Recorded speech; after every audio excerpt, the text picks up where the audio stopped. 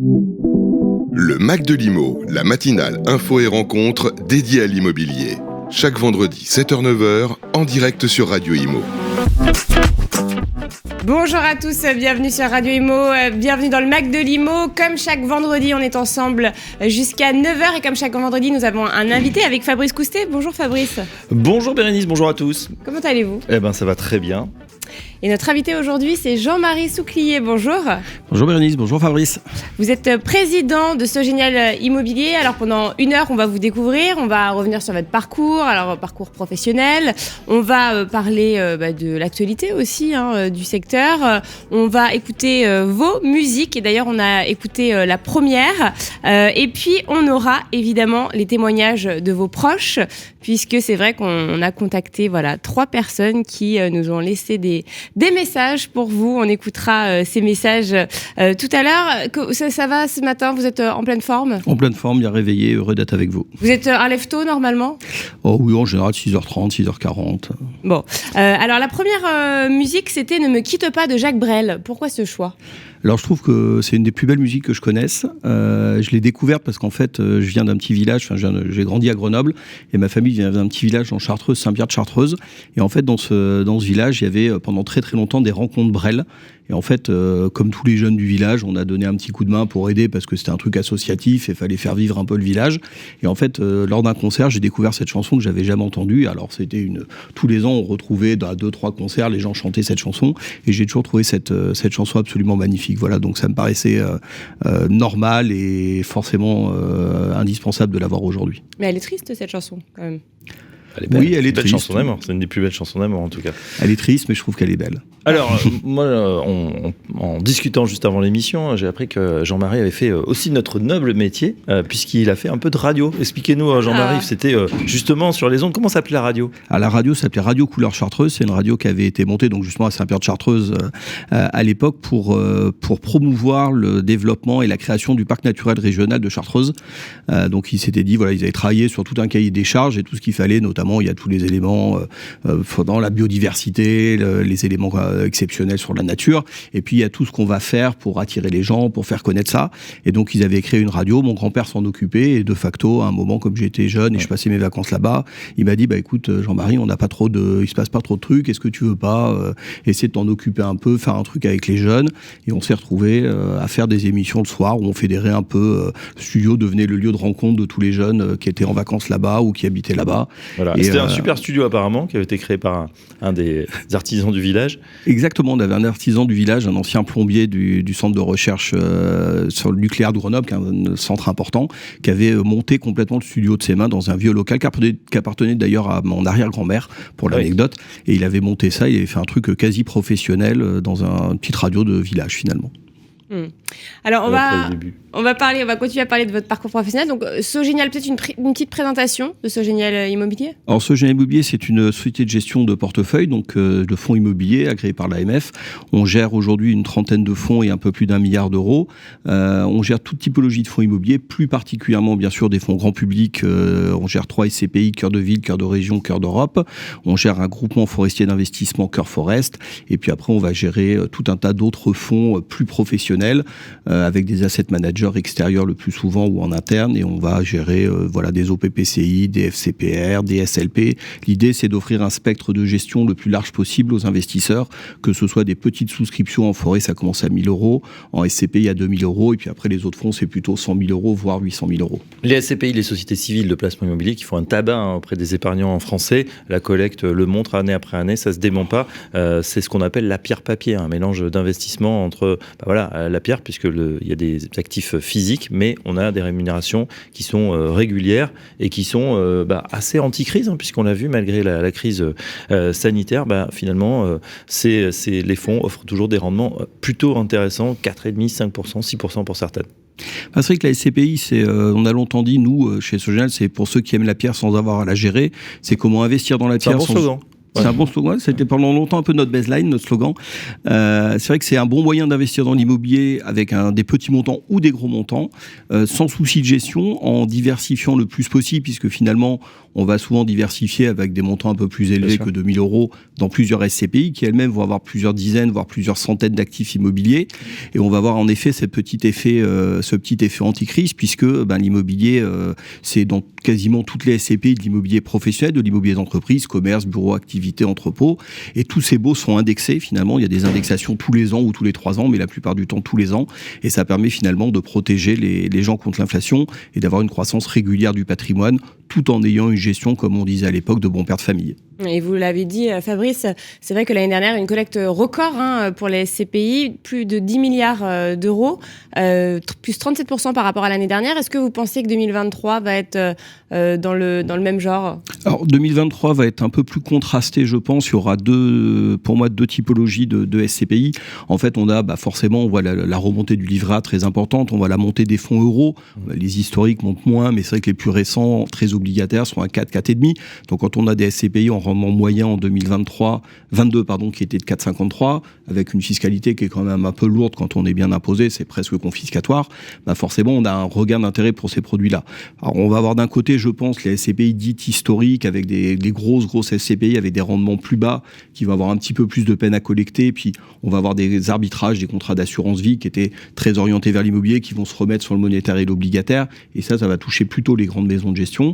Et puis à côté, vous avez toutes les maisons de gestion qui sont plus récentes, toutes les SCPI plus récentes, beaucoup plus dynamiques, qui sont plus sur de la thématique d'investissement, la logistique, la région, l'Europe, la santé, qui elles offrent des rendements plus importants, au-dessus de 5, voire au-dessus de 6, qui elles vont pas mal, je pense, et on le voit déjà dans les premiers chiffres de collecte, tirent nettement leur épingle du jeu.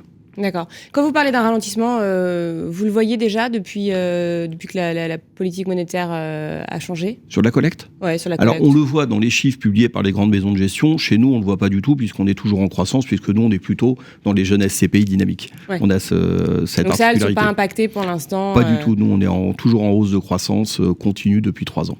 D'accord. Alors justement, à part les SCPI, qu'en est-il de l'actualité ? Qu'est-ce que vous constatez depuis le début de cette année ? Est-ce que, de manière générale, est-ce que les tendances changent ou pas du tout ? On a toujours en immobilier, les tendances sont toujours sur des cycles assez longs finalement. On commence à avoir les premiers vrais repricing sur certains actifs, parce qu'à un moment, les vendeurs, après avoir attendu longtemps, ont besoin de vendre, et puis les acheteurs ont besoin d'acheter. Et ça y est, là, les vendeurs, ils comprennent ce que ça commence à comprendre. Il y a commencé à y avoir. Alors souvent, quand ils sont un peu étranglés, finalement, quand ils arrivent au bout du mur, soit ils ont un crédit qui se termine, ils doivent le rembourser, soit ils ont une période, ils sont arrivés à la fin de leur fonds, soit il se passe quelque chose. Donc ça, on commence à le voir. Après, c'est vrai qu'on a beaucoup, il y a toujours de l'interrogation sur le bureau, sur les bureaux centraux des grandes métropoles finalement, puisque c'est pareil, en fait, le marché du bureau, c'est comme la plupart des marchés immobiliers, c'est pas le marché du bureau en France. C'est finalement un ensemble de marchés qui ont chacun leur spécificité. Et donc c'est vrai que par exemple, le marché Paris-QCA, c'est pas le même que le première couronne, c'est pas le même que seconde couronne. QCA, on traduit, Jean-Marie, les acronymes, c'est vrai qu'on est dans le jargon. QCA, c'est le quartier centre d'affaires, c'est le prime en fait. Voilà, c'est les meilleurs quartiers ce qu'on appelle les meilleurs quartiers. Les plus demandés en fait. Les plus demandés exactement, les plus centraux, donc ça va être tout l'axe des Champs-Élysées, tout ce qui va remonter vers Bourse, tous ces éléments-là, toute une partie du 16e. Les gares aussi, non ? Les gares à Paris, un peu moins, je pense. C'est un peu moins parce que c'est souvent un peu plus excentré. Ouais. Vraiment, il y a ce quartier central qui va beaucoup attirer. Et puis on va voir, alors plutôt dans les villes de province, en effet, les quartiers autour des gares pour des questions d'accessibilité qui vont sur Lyon, sur d'autres qui vont être très dynamiques, Euroméditerranée à Marseille. Et puis après, il y a tous les autres marchés. Et finalement, les marchés plus centraux, où on avait des rendements qui étaient très bas, dès qu'il y a une toute petite correction, quand vous avez acheté un immeuble à Paris à 3 ou 3,5, s'il monte à 4, en taux de rendement, la perte, elle est assez vite très importante, puisqu'on peut être sur un 6e, un 7e de la valeur de l'immeuble, alors que quand on a acheté des actifs en région à 7-8% de rendement, si on passe à 8,5, on a beaucoup moins d'impact et on a une vision beaucoup plus sereine des actifs. Vous parliez de diversification, justement, avec cœur de ville, cœur de région. On sort justement des bureaux parisiens avec leurs atouts, mais aussi leurs inconvénients. Et justement, là, on est dans la vraie diversification. Nous, l'intérêt de la SCPI, c'est de diversifier au maximum. On cherche la granulosité la plus basse possible. Et c'est vrai que nous, dans nos choix d'investissement en cœur de ville, c'était une SCPI 100% commerce, donc investie en cœur de ville et en périphérie terrible, parce que toutes les formes de commerce ont un intérêt et suivant les périodes sont plus ou moins dynamiques. Donc ça permet finalement de lisser les effets un peu de mode ou les effets de mode de consommation, de mode de déplacement. Et puis après, on va aller chercher sur une SCPI comme cœur de région, déjà le triptyque commerce, bureau, activité pour adresser l'ensemble finalement des besoins d'une entreprise dans son exploitation commune. J'enlève la logistique qui est un peu à part, qui est réservée aux très grosses entreprises ou à vraiment des spécialistes. Et puis après, là-dedans, on va aller à chaque fois chercher des actifs les plus diversifiables possibles, les plus utiles possibles, ou un typologie d'actifs que j'aime beaucoup, c'est finalement le local d'activité, parce que c'est un peu le couteau suisse de l'immobilier. Dans le local d'activité, on peut faire on peut faire ce qu'on veut, on peut faire de l'entrepôt, on peut faire de l'atelier, on peut faire un peu de bureau. Juridiquement, c'est assez vaste. C'est très vaste, et même en opérationnel, finalement, on voit que les gens font beaucoup de choses dedans. Alors, comment, là on parle de Sogénial, comment vous êtes arrivé à présider à ce poste-là, en fait? Alors moi, si on revient sur votre parcours. Alors moi, j'ai vraiment commencé ma carrière au tout début des années 2000 avec un grand monsieur de la SCPI qui était Gérard Offray, enfin qui est toujours d'ailleurs, mais Gérard Offray, donc qui avait créé une première société de gestion qui après qu'il a revendue et qui est devenue aujourd'hui Fiducial Gérance, et créé beaucoup de SCPI qui existent toujours et qui sont des véhicules qui ont été très longtemps, qui sont toujours des bons véhicules. Donc j'ai commencé à travailler avec lui après qu'il ait vendu cette société finalement. On a travaillé, donc lui au début, on travaillait beaucoup en accompagnement justement de la vente de cette société, parce que voilà, c'est quelqu'un de fidèle, et il avait pris l'engagement de les accompagner sur de l'assez long terme en termes d'investissement, en termes de collecte. Donc on a beaucoup travaillé là-dessus. Et puis à un moment, il s'est dit bon, moi je vais me retirer un petit peu vers 2003-2004. Il commençait déjà à dire bon, je vais prendre un petit peu de recul, je vais y aller un peu plus tranquillement. Et donc là, on a restructuré complètement le groupe dans lequel il était. Et c'est à ce moment-là où il dit bon, je passe la main. J'ai pris la direction de son groupe à l'époque, et puis naturellement avec le temps j'ai pris la direction de l'ensemble des filiales qu'il y avait dans le groupe. C'est pour ça que voilà, en 2004 je me suis retrouvé à prendre la présidence de Sogénial Immobilier, qui était à l'époque une société qui faisait un peu de gestion immobilière pour des fonds privés qu'on gérait pour des tiers et qui n'était pas du tout la société qu'on connaît aujourd'hui. Et en termes d'études, est-ce que vous avez fait des études dans ce sens ? Oui et non, c'est-à-dire que à l'époque les études immobilières au sens propre existaient assez peu. Finalement on était au balbutiement de l'ESPI ou des premières écoles. Donc moi comme beaucoup de gens qui ont commencé dans ces époques à l'immobilier, je venais du droit, j'avais fait mon droit comme on dit à l'époque, mes 5 années de droit en droit civil et en droit des affaires. Et quand on fait droit civil, droit des affaires à cette époque-là, c'était où d'ailleurs ? C'était dans quel j'ai commencé à Grenoble, j'ai continué en maîtrise à Paris 1, Sorbonne, et j'ai terminé mon DEA à Sceaux, qui avait un DEA droit des contrats assez pointu. D'accord. Et comment on est attiré par la pierre comme ça ? Est-ce que vos parents étaient dans l'immobilier ? Pas du tout. Alors pas du tout. Moi, comme on avait toujours une fibre un peu foncière, puisque comme je vous disais, j'ai grandi à Grenoble et surtout à la montagne, en Chartreuse, donc où les gens sont, quand ils ont de l'argent, ils achètent premièrement de la forêt. D'où la volonté de faire du GFI un jour qu'on a réussi à faire. Puis surtout, ils investissent dans la pierre parce qu'à l'époque, il y avait moins de banques, il y avait moins de placements financiers, puis c'est pas dans leur culture. Donc c'est vrai que c'était un sujet. Puis après, quand on est étudiant, finalement, à un moment, on cherche du travail, on regarde, donc on se dit quels sont les secteurs qui embauchent. Donc on voit juristes, choses comme ça. Moi, c'est pas des métiers qui me plaisaient parce que c'était pas opérationnel. Moi, je voulais un métier dans lequel je sois vraiment opérationnel dans le corps métier. Donc la banque, c'était pareil, il y avait pas beaucoup d'intérêt au sujet. Et à un moment, j'ai regardé, j'ai dit bon, l'immobilier, ça peut être un bon sujet. Et c'est vrai que quand on regarde l'immobilier, comme beaucoup de métiers, en fait, on n'a pas la vision, on voit l'agence immobilière du coin, éventuellement on sait qu'on a loué un appartement, donc on a le syndic qui va s'en occuper ou l'administrateur de biens, mais on voit pas tout l'écosystème qu'il y a derrière l'immobilier d'entreprise, et c'est ce que j'ai découvert en arrivant dans le métier. Et ça vous a tout de suite plu ? Vous vous êtes dit, c'est ça qui me... En fait, je savais bien que j'étais pas fait pour être assis 12 heures par jour derrière un ordinateur dans un bureau. Et c'est vrai que l'immobilier, qui est beaucoup un métier de rencontre, qui est un métier de contact, où notre métier principal, c'est de rencontrer des gens, d'imaginer des affaires, d'imaginer des investissements, d'imaginer des fonds, finalement, ça m'a tout de suite plu, oui. Et là, justement, comment vous voyez le marché pour la fin de l'année ? Alors, certains parlent d'un point de bascule, certains disent que c'est un retour à la normale. Comment vous voyez la chose, vous ? Comment vous imaginez la fin d'année ? Alors, je pense que c'est toujours un peu compliqué de tirer des plans sur la comète, sur des sujets qui vont finalement à la fois lentement parce que c'est l'immobilier, mais très vite parce qu'on a le ressort économique derrière, et on a l'économie générale et mondiale qui évolue beaucoup plus vite que nous et qui donc va nous influer. Et avec sa part d'imprévu aussi. Avec sa part d'imprévu et corriger les trajectoires. J'espère on commence à être arrivé un peu à un pic de l'inflation et des taux d'intérêt, qu'on va recommencer à avoir des taux qui redescendent un petit peu, donc retrouver on va pas dire qu'on va retrouver le système d'avant, parce que la normalité n'était pas nécessairement le système d'avant, c'était un système qui était un peu plus ancien. Juste pour une anecdote, moi quand j'ai regardé les registres d'Assemblée Générale de Société Générale Immobilier, j'ai vu des emprunts à 16%. Donc finalement aujourd'hui, quand on voit les emprunts, on se dit que c'est finalement à 4,5, c'est pas si pire. Voilà. Et puis quand on regarde nos voisins européens aussi, c'est pas non plus. Non, on est plutôt dans une économie qui est relativement protégée. Après, je pense que oui, on va avoir un peu plus de correction en fin d'année sur les prix, sur les valeurs. Une partie va être compensée. Nous, on le voit pour l'instant sur 2022, ça a été largement, en tout cas compensé par les indexations. Et puis après, ça va être les jeux classiques d'asset management qui vont permettre d'aller recréer de la valeur sur nos actifs. Mais je pense que on dit souvent ça dès qu'on a une période de crise, mais je pense que c'est peut-être dans celle-là plus vrai que jamais. Parce que c'est pas une crise immobilière à la base. En fait, finalement, on a eu en 2008, on a eu des crises immobilières, on a eu des éléments assez importants avant. Là, on est vraiment sur une crise qui est même pas financière à la base, qui est exogène. Et finalement, on va avoir un vrai travail, je pense, de valorisation des actifs, que ce soit par la montée du télétravail ou la réorganisation des systèmes de fonctionnement des entreprises, que ce soit par la nécessité d'aller recréer de la valeur ou chercher de la valeur, ce que certains n'ont peut-être moins fait à une époque où on avait des croissances assez naturelles, on empruntait très bas, on gagnait un peu de l'argent tout seul.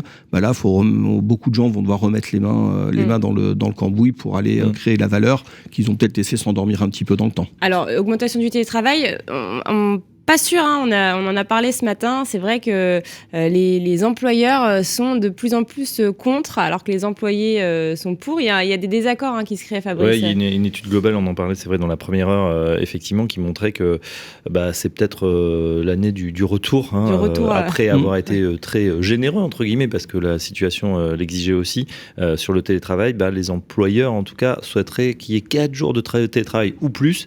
Alors, c'est global, parce qu'il y a des jours, il y avait des pays où on travaille quand même 6 jours, mais 4 jours ou plus, alors que les collaborateurs, eux, les employés préféreraient rester, effectivement, avoir cette flexibilité, en tout cas, on le comprend. Qu'est-ce qui se passe justement chez Sogénial ? Comment, je crois que pendant la crise sanitaire, m'avez raconté, vous étiez tout seul au bureau. C'était mais en tout cas vous alliez au bureau tous les jours. Tous les jours, un étage, je crois, il y avait un étage chacun. En fait, on venait de prendre un immeuble, donc on était 3 dirigeants du groupe sur 3 étages. Finalement, naturellement, on avait nos bureaux chacun des étages différents, et on s'est retrouvés à 3 dans chacun notre étage pendant tout le premier confinement. De toute façon, une entreprise, elle a besoin de tourner, et c'est là où on va revenir sur ce que j'ai un peu toujours pensé sur le télétravail. Mais une entreprise, elle a besoin de tourner, on a besoin d'y être. En fait, finalement, la SCPI, on reçoit des dossiers de souscription, faut les ouvrir, faut ne serait-ce que les scanner pour les envoyer au back-office pour qu'ils les traitent. Faut renvoyer des courriers à des gens. Numérique. Ça se fait pas en numérique un peu plus, ça c'est quand même démocratisé. Il y a plus de numérique, mais on reçoit quand même des piles de courriers assez importantes. On a, par exemple, alors aujourd'hui, le courrier qu'on reçoit le plus, c'est assez marrant, c'est les retours de la Poste qui distribue mal le courrier. Et comme on a encore des milliers d'associés qui demandent à recevoir leurs documents par courrier et qui les veulent pas en numérique, en fait, on a des tonnes de retours de la Poste là-dessus. C'est quand même dommage que ce soit ça le courrier.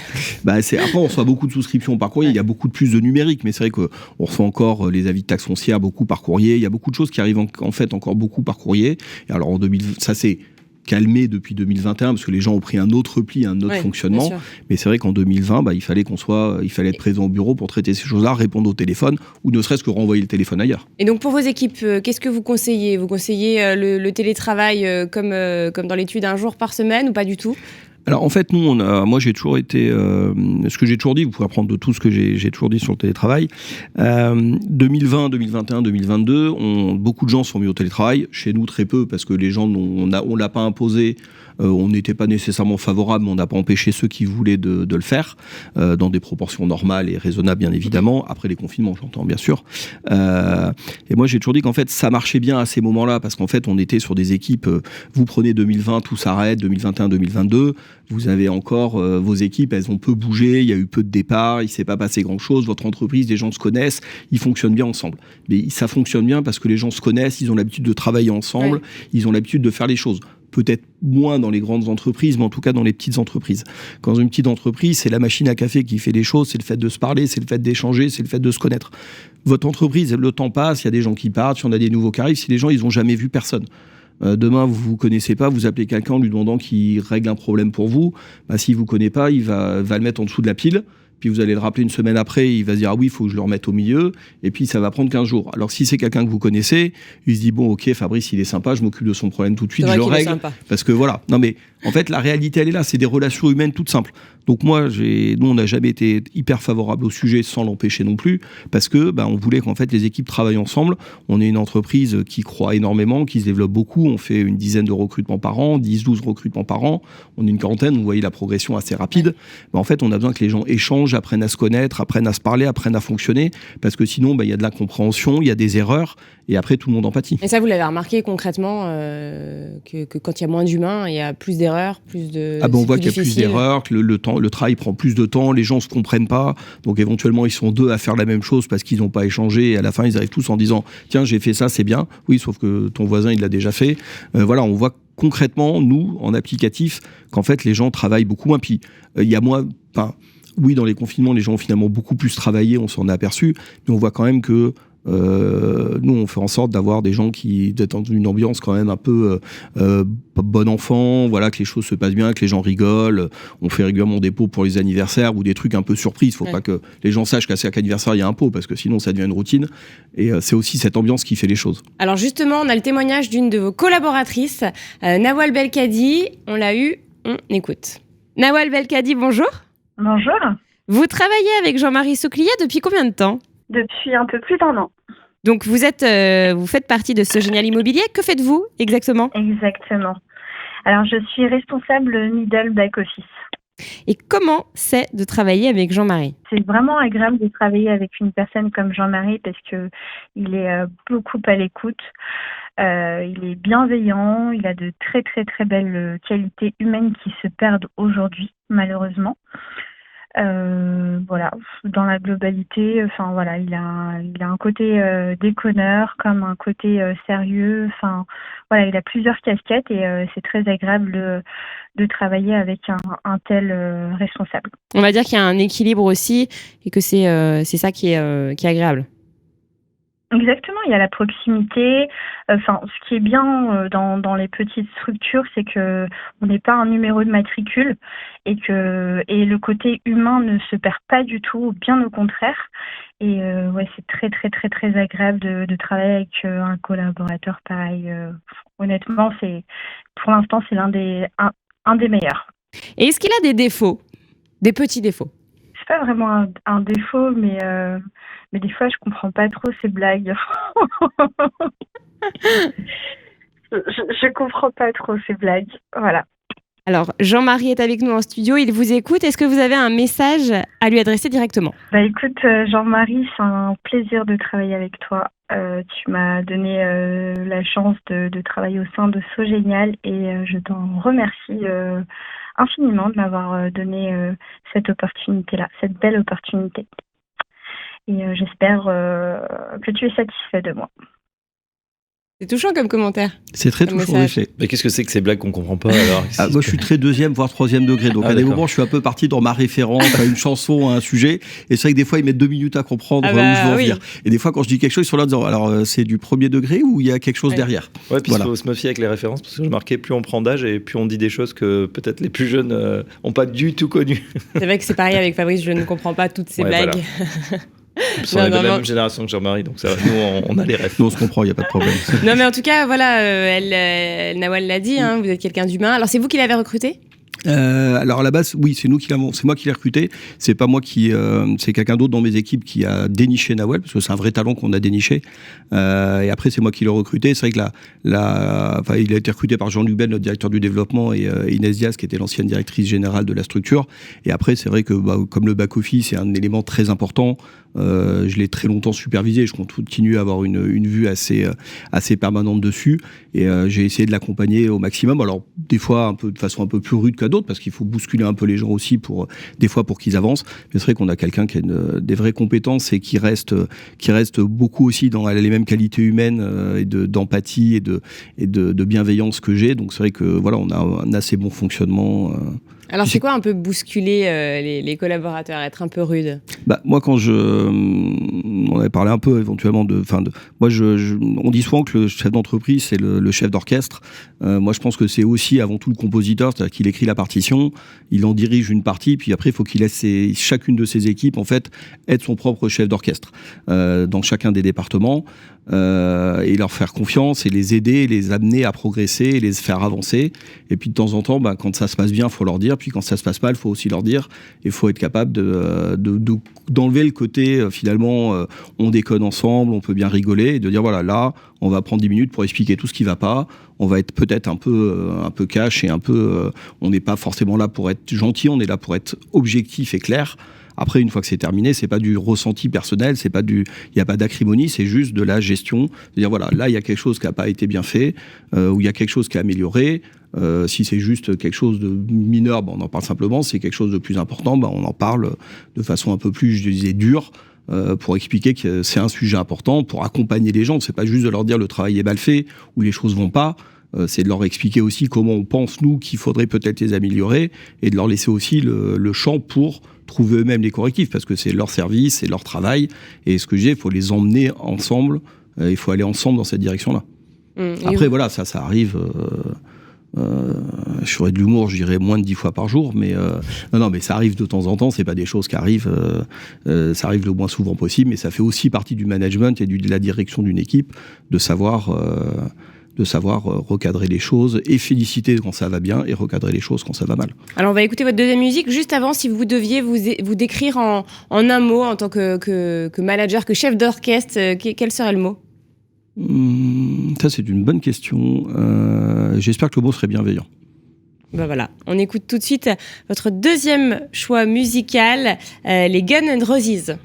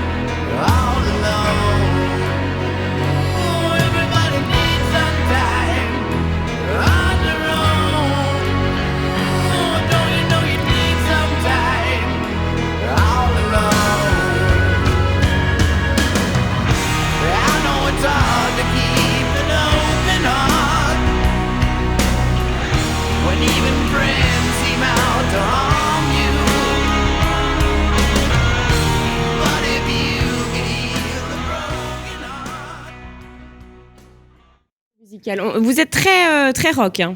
Oui, je suis très rock, voire métal. On le verra avec la troisième chanson aussi. J'aime beaucoup cette chanson. Alors, bon, forcément, pour la diffuser à la radio, on est obligé de la couper. Après, il y a un morceau de solo que je trouve presque un peu mélodramatique. J'aime bien cette chanson parce qu'en fait,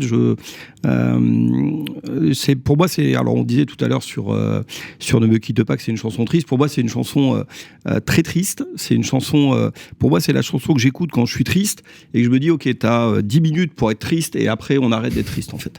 C'est parce qu'avant ça repart un peu plus péchu à la fin, donc ça commence très triste puis après elle remonte en intensité. Là on l'a pas entendu et moi je trouve que c'est la musique accompagnée quand on a un peu de tristesse, quand on a un coup de mou, quand on a un truc, on écoute ça et à la fin en fait on a repris la pêche et j'ai souvent dit ça, on a le droit d'être il y a des moments dans la vie où on a des hauts, on a des bas. Je pense qu'à un moment quand on a des galères ou des sujets, on creuse un peu son trou et à un moment faut se dire ok, on regarde le 11, on se dit j'ai assez creusé, on remonte et ça c'est la chanson de ça en fait à quelque part. C'est un moment, on a le moment de tristesse et puis à un moment ça repart, ça devient très péchu, on a repris la banane et c'est reparti.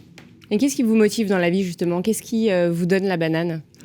Moi c'est les gens, j'aime bien moi, ce que je disais tout à l'heure sur pourquoi j'aime l'immobilier, c'est parce qu'en fait, c'est un métier où on rencontre tout le temps des gens, on est tout le temps avec des gens, et c'est quelque chose qui me fait que j'adore en fait. C'est passer du temps, que ce soit avec ma famille, que ce soit avec des amis, que ce soit avec des gens que je rencontre dans un restaurant, dans un bar, où on est là, on mange, et puis finalement on se retrouve à discuter avec la table d'à côté, et puis on noue des liens, et puis on se revoit.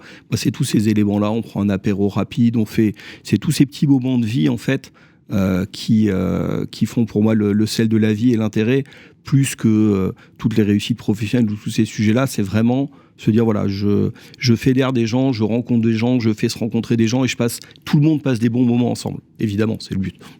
Donc oui, après le travail, c'est autre chose à côté, ça vous motive aussi, mais pas de la même manière. Le travail, ça motive forcément, et dans mon métier, comme dans beaucoup de métiers de gens de l'immobilier ou dirigeants d'entreprise, c'est un métier qui est extrêmement prenant, qui prend beaucoup de temps. Mais si on arrive à le faire en gardant la joie de le faire, en gardant cet avantage de l'immobilier, de rencontrer des gens, de faire beaucoup de choses, finalement on arrive à lier l'utile à l'agréable, à faire aussi que tout le temps qu'on passe à travailler, qui est une énorme motivation et qui doit rester quand même à quelque part aussi une passion, parce que si on se lève le matin en n'ayant pas envie de travailler, c'est compliqué d'y arriver et de faire tout ça, finalement on a réussi. Quels sont les projets pour Sogénial, les projets 2023-2024? Alors Sogénial a été pendant longtemps, donc on avait parlé de Gérard Offray tout à l'heure, la société s'est développée et en fait en 2012 Sogénial est devenu une société de gestion de portefeuille, donc on a pris un agrément, on a lancé notre première SCPI Cœur de Ville et on a développé Cœur de Ville pendant quelques années. En 2017-18, Gérard Offray a complètement passé la main, nouvel actionnariat est arrivé, il y a eu une nouvelle dynamique dans Sogénial Immobilier et ça a été un peu l'étage 2 et on va arriver à l'étage 3 de la fusée après, où on a développé notre nouvelle SCPI Cœur de Région, on a commencé à prendre beaucoup de gestion de fonds professionnels plutôt pour des institutionnels ou des grandes fortunes, enfin vraiment des fonds privés. On a développé cette practice, on a utilisé cette practice pour développer Cœur de Région, pour développer après Cœur d'Europe, parce que dans ces fonds, on investissait en Europe. Donc, on s'est inspiré on a appris de ça pour développer Cœur d'Europe. Là, donc, en 2023, on arrive à l'étape un peu 3. On va déjà développer une nouvelle SCPI qui va bientôt sortir sur des thématiques un peu plus sociales, un peu plus sociétales, d'investissement. On en reparlera parce que j'aime pas trop parler des choses avant qu'elles soient faites. Et puis surtout, maintenant qu'on a appris, on a une vraie expertise aujourd'hui de la gestion grand public. On a une vraie expertise de la gestion de fonds professionnels pour l'instant réservée à quelques investisseurs. Et là, vraiment, l'étage 2023, 2024 et après, ça va être de vraiment se professionnaliser, devenir un acteur sur le monde des fonds professionnels ouverts, alors pas au grand public puisqu'ils sont ouverts à partir de 100 000 euros, mais quand même ouverts de façon beaucoup plus large que réservés à quelques investisseurs qui ont une volonté qu'on crée un fonds pour eux. On a un premier fonds qui a été lancé qui est une SLP, Venture Pan-European Fund, qui est un fonds de fonds qui a la caractéristique d'être à la fois un fonds de fonds sur deux fonds qu'on gère, qui ont des stratégies pan-européennes d'investissement, une de capitalisation et une plutôt de distribution, et une stratégie d'investissement direct immobilière en complément. Et on est en train de travailler sur plusieurs autres fonds qu'on va lancer, toujours à destination plutôt des investisseurs dits professionnels ou avertis au-dessus de 100 000 euros. Troisième étage de la fusée, donc en cours, et donc des nouveautés à venir, vous viendrez nous en parler. Moi, je suis frappé par la longévité. C'est vrai que c'est rare de faire une carrière dans un seul groupe. Normalement, on peut avoir des expériences 7 ans, 10 ans, allez, 12 ans. Vous, finalement, quand on regarde le parcours, vous n'avez fait qu'une seule boîte, on peut dire. Sogenial Immobilier? J'ai fait une seule boîte, mais plusieurs métiers finalement, et plusieurs et déjà au moins 2 actionnaires. Donc finalement, en fait, j'ai fait mes 7 à 10 ans de carrière dans plusieurs métiers. Comme je disais, au début, on est arrivé, on faisait beaucoup d'investissements et beaucoup de collectes pour le compte des SCPI. Et puis on avait développé petit à petit une activité de private equity pour compte propre. Donc on prenait des participations dans des boîtes, on les suivait. Après, on a eu toute une période où on s'est investi de façon beaucoup plus importante dans une société de gestion qui faisait des fonds de private equity, grand public. Et donc là, on a drivé cette société sans être dirigeant de la société, mais on a drivé, parce que le rôle d'un actionnaire quand on est majoritaire, c'est de driver une société, c'est d'accompagner les dirigeants et de la faire se développer. Donc on a travaillé pendant finalement 5-6 ans plutôt dans le monde du capital investissement et dans ces choses-là, et à développer des choses avec eux et à essayer d'innover et à apprendre ce métier-là. Et puis après, on est venu, alors pour Gérard Offray Revenu, et pour moi, on est venu sur la SCPI et finalement sur la gestion régulée de fonds immobiliers. Et puis après, il y a eu encore une 4e étape qui a été le changement d'actionnariat et le gros développement de Sogenial Immobilier. Donc finalement, en restant dans une maison, j'ai fait 4 carrières différentes et vraiment à chaque fois 4 métiers et 4 façons de fonctionner complètement différentes. Donc bientôt 20 ans chez Sogenial, mais plusieurs vies dans la même vie finalement. Exactement. Ça prouve que vous êtes épanoui en tout cas au sein de ce groupe. Moi, j'ai toujours... Il y a une partie du groupe, au début, Gérard Offray l'avait créé, je l'ai façonné pour en faire une transmission possible, une session et le faire évoluer. Et c'est vrai que je me suis toujours dit qu'il fallait être, je l'ai dit tout à l'heure, fallait être content d'aller au travail le matin, fallait se faire plaisir. Oui. Plus les années passent, plus il y a des responsabilités, plus l'activité croît, plus il y a naturellement de pression, plus il peut y avoir de stress, plus il y a de choses comme ça. Et puis plus les smartphones sont arrivés, les technologies sont arrivées, plus finalement on est un peu prisonnier de notre travail, ou en tout cas on a beaucoup plus de difficultés à couper. Mais finalement, je pense il n'y a pas de vraie problématique quand on aime ce qu'on fait, quand on est passionné par ce qu'on fait, quand on aime... moi, je suis en vacances, je règle les problèmes de mes équipes, je m'occupe de mes clients, parce que pour moi, finalement, le travail, il s'arrête jamais. Et on continue tout le temps parce que c'est une passion. Est-ce que vous êtes toujours en contact avec Gérard Offray ? Toujours. C'est devenu un ami ? Ça peut pas être... Non, parce que... pas parce qu'il n'y a pas de relation, mais parce qu'en fait, j'ai connu Gérard Offray, on avait déjà une différence d'âge de plus de 30 ans. Donc c'est compliqué de nouer des amitiés avec quelqu'un qui est son patron, qui est son actionnaire, avec une différence d'âge comme ça. C'est d'autres relations de respect, de reconnaissance, d'admiration qui vont se nouer, ou de choses comme ça, plutôt que de l'amitié au sens propre, qui, à mon avis, n'est pas forcément... pour moi, c'est elle qui a sa place dans ce genre de relation. En fait, c'est d'autres choses qui sont parfois au-dessus et différentes de l'amitié. C'est d'autres liens humains. Donc des liens qui peuvent être aussi forts, en tout cas. Oui. On parle d'amitié. On va écouter le 2e témoignage. Donc cette fois-ci, c'est le témoignage d'un ami, Fabrice Léger. Bonjour Fabrice Léger. Bonjour. Vous êtes un ami de Jean-Marie Souclier. Est-ce que vous pouvez nous raconter dans quel cadre vous l'avez rencontré ? Ça remonte à il y a un peu plus de 20 ans. J'étais descendu vivre à Marseille pour ouvrir le bureau de DTZ en PACA, DTZ de Rexy, et j'étais membre du Cercle 30 à l'époque, et Marseille était en plein boom. Alors j'avais voulu, si vous voulez, partager le dynamisme de ce marché régional avec mes amis du Cercle 30. Et donc, je les avais invités, ils sont tous descendus à Marseille, je les ai récupérés à la gare Saint-Charles, et une personne est descendue du train que je ne connaissais pas, c'était Jean-Marie, qui a foncé sur moi et qui tout de suite m'a posé 1000 questions sur ce marché. Et donc voilà, ça c'était en 2002, 2003. D'accord, donc ça fait 20 ans que ça dure. Voilà, 20 ans que ça dure, 20 ans qu'il est toujours aussi curieux, qu'il pose toujours autant de questions, mais il a soif d'apprendre, donc c'est normal. Alors justement, comment vous le décrivez, Jean-Marie Souclier ? Alors Jean-Marie, il rentre dans aucune case en fait. S'il y avait juste un mot, juste un qualificatif, je parlerais de fidélité. Fidélité en amitié, fidélité en travail, mais il rentre dans aucune case, il est étonnant, il est dans le partage, il est passionné par les bandes dessinées, il aime la bonne tradition française et les machons lyonnais, et pas plus tard que la semaine dernière, il m'a emmené à un concert de hard rock de Metallica au Stade de France. Donc il rentre dans aucune case, il est assez hétéroclite comme garçon. Justement, il est en plateau avec nous aujourd'hui, il vous écoute, qu'est-ce que vous avez envie de lui dire ? Alors, cher Jean-Marie, écoute, merci pour ces 20 premières années d'amitié. Je te donne rendez-vous pour les 20 prochaines. Et cette fois, c'est moi qui te battrai au golf. Alors, on a eu pas mal d'infos. Donc, fidélité en amitié, dans le travail, qui aime le partage. Fan de BD? Oui, fan de BD, j'ai découvert ça comme tous les enfants. J'ai grandi avec pas mal de bandes dessinées, mais c'était Tintin, Lucky Luke, Astérix, Boule et Bill.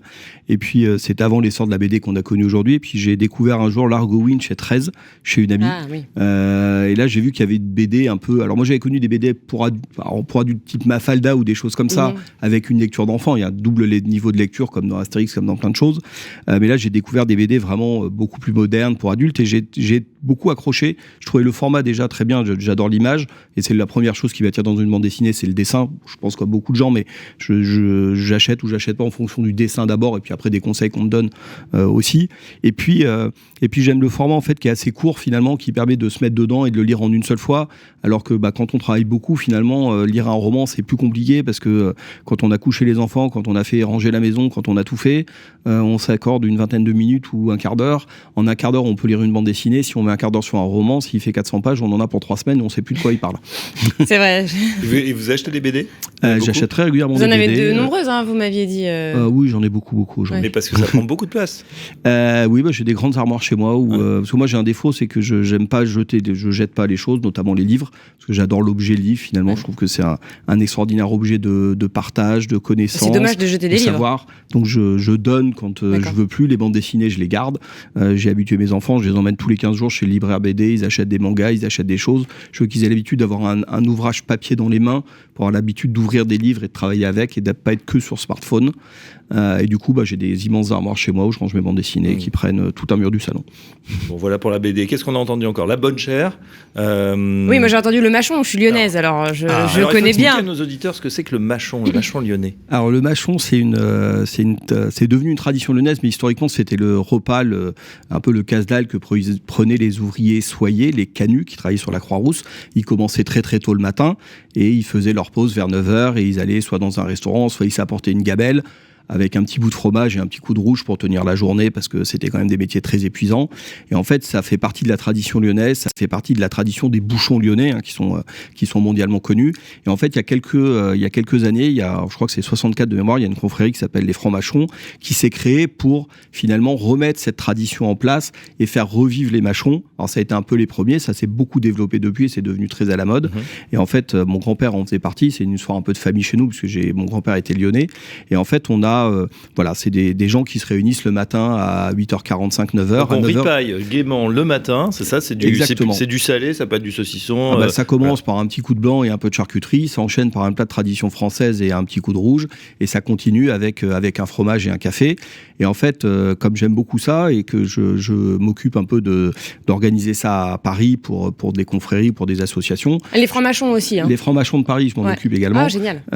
Et en fait, je me suis dit à un moment, j'ai commencé par inviter un peu des gens avec qui je travaillais. Fabrice a été un des premiers, est devenu un membre fidèle, il est vice-président de l'association aujourd'hui. Et en fait, je me suis dit, tiens, on va en organiser pour les gens avec qui on travaille, parce que finalement, c'est une très bonne façon de se rencontrer. Moi, j'aime bien les événements quand j'en crée. Je suis pas là pour vendre quelque chose aux gens, je suis là pour que les gens passent un bon moment, qu'il se passe des choses sympas, ça va avec ce que je vous disais tout à l'heure, et que finalement, après, ils se disent, tiens, si j'ai besoin de travailler, je vais penser à Jean-Marie, ou j'ai rencontré quelqu'un et je vais plutôt travailler avec lui et créer comme ça un écosystème. Donc c'est pas le but, c'est pas justement comme un business club, mais ça peut après c'est un ripaille club. Voilà, je vais reprendre l'expression. Et donc ça, vous organisez à Paris, donc on régulièrement organise, tous les 4-6 semaines à Paris, on organise des mâchons avec. Je l'organise toujours avec quelqu'un d'autre pour qu'on mixe un peu avec d'autres entreprises, pour mixer les personnes. C'est le but de l'opération, avec des mondes un peu différents. Et on va dans un restaurant pas toujours différent, parce que faut rester assez central dans Paris. Nous, les francs-mâchons, on se déplace beaucoup plus, mais nous, on doit rester un peu central dans les quartiers un peu centraux. Et on se retrouve ensemble et on passe de 8h30 à peu près à 11h ensemble à passer un bon moment et à partager une bonne chair. Alors, autre chose qu'on a appris dans le témoignage, le golf. Vous êtes un golfeur. Oui, alors le golf, comme je dis toujours, j'essaye de jouer au golf parce que c'est un sport qui est, je pense qu'on n'a jamais fait le tour de l'apprentissage du golf. C'est vrai que moi, comme je disais, j'ai grandi à la montagne, j'ai grandi un peu dans les grands espaces, puisque souvent on entend maintenant la nostalgie des années 80 où on dit, moi quand j'étais gamin, pour jouer j'avais dehors. Et c'est vrai que moi je jouais beaucoup dehors, à la montagne on jouait beaucoup dehors. D'abord il n'y avait pas internet, il n'y avait pas grand chose, il y avait à peine la télé, donc voilà, il y a encore 3 chaînes. Ça suffisait. Et en fait on était très heureux comme ça. Et c'est vrai que le golf m'a toujours attiré, parce que me dire qu'à un moment on est dans un endroit où on fait une très grande balade de 4-5 heures dans des environnements souvent très très beaux, voire exceptionnels. Et puis c'est un sport qui est pas un sport de compétition, enfin c'est un sport de compétition quand une seule personne c'est soi-même. Finalement on joue à plusieurs, mais finalement chacun joue sa balle, chacun joue son élément, et la seule personne contre qui on se bat et à qui on doit battre à chaque fois, c'est nous-mêmes, puisque finalement c'est nos humeurs du jour, c'est notre forme, c'est notre concentration qui vont influer sur notre jeu. Il faut être capable à chaque fois de se reconcentrer, d'oublier un mauvais coup, d'oublier un bon coup, puisque l'euphorie d'un bon coup, il faut aussi mal jouer derrière, tout en étant finalement à plusieurs et en partageant un bon moment, puisque on marche quand même 9-10 km, et pendant ce temps on discute un peu avec les gens, on échange, et à la fin on finit toujours au 19e trou, donc au bar. Et vous jouez depuis longtemps ? Ça va faire une dizaine d'années maintenant. Ah bah c'est bien, puisque vous savez bien que dans le golf, le plus dur, c'est les 10 premières années. Ah oui, c'est vrai, Ouais. c'est ce qu'on dit. C'est ce qu'on Je savais pas. Et dernière chose encore, Metallica. Donc vous avez emmené Fabrice, votre ami, au concert. C'est vrai qu'il y avait des concerts la semaine dernière. Alors il y en a eu 2, c'était au Stade de France, hein, c'est ça ? Ouais, ils ont fait une tournée un peu nouvelle, donc ils ont un nouvel album qui est sorti. Ils ont fait une nouvelle tournée qu'ils appelaient No Repeat Weekend. Donc en fait, ils faisaient 2 concerts dans la même ville à 2-3 jours d'intervalle, avec 2 setlists différentes de musique, avec 2 premières parties différentes. Et à la base, ils ont vendu plutôt les places pour les 2 concerts, puis après pour chacun des concerts séparément, pour ceux qui voulaient. Donc c'était l'occasion de, pour une fois, sur des groupes comme ça, souvent les musiques, ils ont leurs grands standards qui jouent et rejouent, et c'est normal parce que les gens les attendent. Et là, c'était l'occasion de découvrir des titres un peu moins joués en concert, parce que finalement, ils ont fait une trentaine de 30 ou 33 musiques sur les 2 concerts, qui étaient donc toutes différentes. Mais c'est votre 3e choix musical, on l'écoutera tout à l'heure. Comment vous êtes tombé dans le métal ? Alors c'est quand j'étais, la première fois que j'ai entendu du métal, alors c'est une histoire je la rencontre rarement celle-là, mais c'est vrai, c'est quand j'étais au collège. Et au collège, il y a toujours un peu les rebelles ou les gens comme ça qui se croient plus malins que les autres et plus intelligents. Et donc nous, on avait les rebelles qui à l'époque écoutaient du hard, comme on disait. Et donc ils étaient là en disant, de toute façon, tous ceux qui écoutent pas ça, c'est des nazes et des has-beens et c'est des ploucs, grosso modo. Mais un jour, je dis, vas-y, on était dans un train ou je sais pas quoi, je dis, donne-moi ton Walkman et fais-moi écouter Walkman à l'époque. Pour ceux qui connaissent pas, il y avait des cassettes dedans, on vous expliquera un jour. Non, là c'est vraiment des Walkman à l'époque. Donc, le CD n'était pas encore autant développé, ça l'a été un peu après, pas en format portable en tout cas, ni tout court. Et en fait, il m'a fait écouter le premier truc, c'était l'album Injustice for All de Metallica. J'ai écouté ça pendant 5 minutes et je lui ai dit, ouais, c'est assez calme et c'est plutôt pas mal ton truc. Ce qui l'a beaucoup vexé d'ailleurs. Et du coup, je lui ai demandé ce que c'était. Et après, je suis devenu un peu fan, c'est peut-être pas le terme, parce que j'aime pas trop la notion de fan, mais en tout cas, j'aime beaucoup ce qu'ils font. Est-ce que vous êtes nostalgique ? Non, je pense qu'il faut pas être nostalgique dans la vie. Il faut avancer. Faut garder les bons souvenirs. Faut pas oublier les mauvais, parce qu'on a tendance à oublier les mauvais. Faut pas oublier les mauvais parce qu'ils nous construisent. Mais je pense qu'il faut garder les bons souvenirs et il faut avancer dans la vie. Faut pas se dire c'était mieux avant. Faut se dire que c'était bien avant et c'est très bien aujourd'hui, parce que encore une fois, comme je disais, on oublie les mauvais souvenirs, on a tendance à peut-être enjoliver les beaux. Donc finalement, la nostalgie, c'est une image qu'on se crée, pour moi, qui n'est pas totalement réelle. On imagine des choses qui n'ont pas totalement été ce qu'elles étaient. Donc il faut se dire que finalement, on a vécu de belles choses, et on en vit de belles et on en vivra de belles. On va écouter le 3e et dernier témoignage, celui de votre compagne que nous avons eu hier au téléphone, donc Laetitia Brasier. On l'écoute tout de suite. Laetitia Brasier, bonjour. Bonjour. Vous êtes la conjointe de Jean-Marie Souclier. Alors, comment vous êtes-vous rencontrés ? Eh bien, on a travaillé ensemble, tout simplement. Et puis, au fil des années, nos chemins professionnels se sont séparés. Mais on est resté en contact amicalement. Et puis, on a eu chacun une vie personnelle qui a changé, et on s'est retrouvés. Et puis, finalement, on n'était plus amis, mais on était en couple. Voilà. Est-ce qu'on peut dire que ça a été une évidence ? C'est venu progressivement. Quelles sont les qualités de Jean-Marie ? Il est persévérant. Il a un goût pour le contact qui est hyper naturel. Et il a une fabuleuse mémoire pour ça d'ailleurs. Et puis c'est quelqu'un qui est bon vivant et qui a le contact facile. Donc voilà, tout se fait assez facilement avec lui, que ce soit personnellement ou professionnellement. Est-ce qu'il a des petits défauts? J'ai dit petits, hein. Il est peut-être trop méticuleux sur certains trucs. Est-ce que vous avez une anecdote à nous raconter pour qui illustrerait bien la personne qu'il est? Une anecdote, c'est que il est fan de cuisine et de restauration. Donc il aime bien cuisiner à la maison. Et des fois, il s'embarque dans des trucs où il n'a pas trop estimé le temps ou les détails. Voilà. Donc des fois, c'est un succès, des fois moins. Mais en tout cas, il va toujours recommencer une prochaine fois pour améliorer et surtout nous régaler, parce que ça, c'est vrai que c'est un plaisir pour nous à la maison. Alors, Jean-Marie est avec nous en studio, il vous écoute. Est-ce que vous avez un message à lui dire? Oui, qu'il soit un peu plus indulgent avec lui sur certaines choses. Et puis, non, autrement qu'il ne change pas, que ce soit à la maison ou au travail. Il est aussi impliqué dans les deux domaines. Non, je lui dirais juste que il faut toujours avoir en tête une chanson pour se relaxer, genre Laïsa Bonita. Et puis peut-être une question à se poser de temps en temps, est-ce que président d'une société de gestion, c'est une bonne ou une mauvaise situation? Un témoignage touchant de votre conjointe. Ça fait combien de temps que vous connaissez et que vous êtes amoureux, on va dire? Alors, on se connaît depuis une bonne quinzaine d'années et ça fait 6 ans maintenant. Oui. Et on sent. Alors, vous cuisinez? J'aime bien cuisiner, ouais. Mais vous vous embarquez dans des trucs un peu compliqués. Quoi, par exemple? Alors en fait, j'aime bien cuisiner parce que c'est une façon un peu de s'évader ou de faire autre chose. Ça fait plaisir aux gens. Je disais tout à l'heure, j'aime bien partager les moments, et finalement faire la cuisine aux gens, c'est partager des moments. Moi, quand je cuisine, je fais pas des verrines hyper compliquées ou des choses comme ça. Je fais pas des menus très longs. Je fais pas des choses. Pour moi, un repas entre amis, c'est un bon apéritif, un bon plat.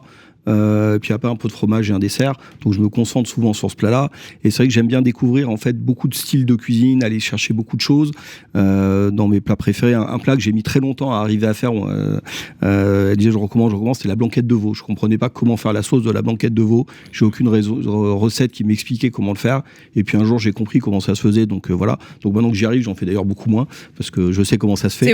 C'est moins marrant en fait. C'est moins marrant, et c'est vrai que moi j'aime bien à chaque fois quand je fais la cuisine, j'ai beaucoup de livres, je regarde les livres, je regarde internet, et puis après je réadapte un peu la recette à ma façon. C'est ce que j'allais dire. Vous faites partie de quelle catégorie de personnes? Parce qu'il y a ceux qui suivent à la lettre la recette et ceux qui n'arrivent pas et qui en sortent forcément. Moi j'en sors forcément la plupart du temps, parce que je vous dis, ce que j'aime bien, c'est que je prends un livre, je prends 2 livres, je prends 3 livres. Déjà, on a des recettes différentes et des façons différentes. Moi, je n'aime pas le concept de la vraie recette, parce qu'en fait, la vraie recette, pour moi, elle n'a jamais existé, elle n'existera jamais. Il y a celle du moment où il y a des choses comme ça. Après, je regarde sur Internet les astuces ou les choses des gens. C'est une énorme, extraordinaire façon de voir et de connaître les choses. Et puis après, je vais prendre une grosse partie de ce que j'ai vu, et puis je vais mixer un peu les différentes choses et arriver à ma propre recette et la faire travailler comme ça. Donc non, je suis pas quelqu'un qui suit la recette à la lettre. C'est Laetitia qui suit les recettes à la lettre, puisqu'elle a fait de la pâtisserie. D'accord. Et en pâtisserie, comme on dit, ça se fait dans un laboratoire, il faut suivre à la lettre. Est-ce que vous suivez donc les émissions culinaires qui font florès à la télé? Ça vous intéresse pas trop de voir les autres cuisiner? J'ai regardé un temps, notamment Top Chef, mais je pense qu'aujourd'hui c'est une émission. Alors la cuisine est très à la mode. Hein. Pour moi, c'est une émission de chefs pour les chefs par les chefs, où ils partent un peu dans des délires ou dans des sujets qui finalement c'est très beau à voir. Ça donne des noms de restaurants où aller ou de gens à aller voir, mais c'est quasiment impossible à reproduire. Enfin c'est là où je trouve que c'est un peu dommage.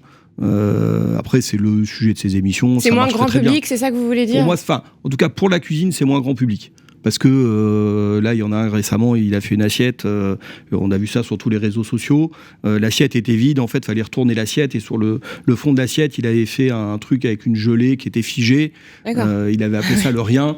Bon, je pense qu'il faut commencer à avoir un sacré niveau pour faire ça. C'est vrai que le soir, avec ses enfants, etc., on va peut-être pas faire ça, ouais.